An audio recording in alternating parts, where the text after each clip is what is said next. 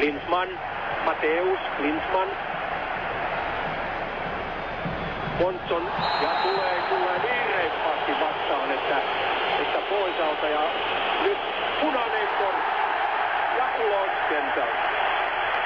Se oli lyhyt laulu tälle kaverille eli Pedro Monsonille, joka tuli vaihdosta sisään, mutta kyllä hän oli tarkoituksella, otti kovaa koko ajan ja koska hän on huomattavasti hitaampi, näin, kyllä hän menee jalkapohjat edellä Klinsmannia päin ja näin punainen kortti, se tietää, että Argentiina alkaa kuluttaa tämän jälkeen aikaa ja odottaa rankkarikilpailua, jos siihen pääsee.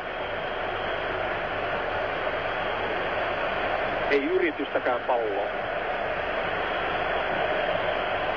Monson ei pystynyt tänä lyhyenä aikana niin täyttämään sitä paikkaa, minkä Russe Riiv teki. Hänhän on tehnyt näissä kisoissa, hän on yksi kisojen tyylikkäimpiä vartioivia toppareita, mutta Monson oli koko ajan myöhässä näissä taklauksissa ja hän olisi ehkä ansainnut aikaisemmin jo keltaisen kortin tästä tilanteesta tai näistä taklauksista.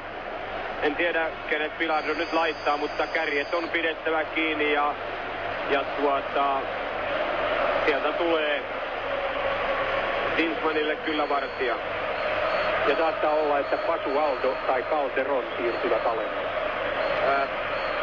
Silloin kyllä, mä uskon, että Argentiina haluaa vielä pelata sieltä. Ehkä toinen näistä, Sensini Lorenzo joutuu ottamaan hänet.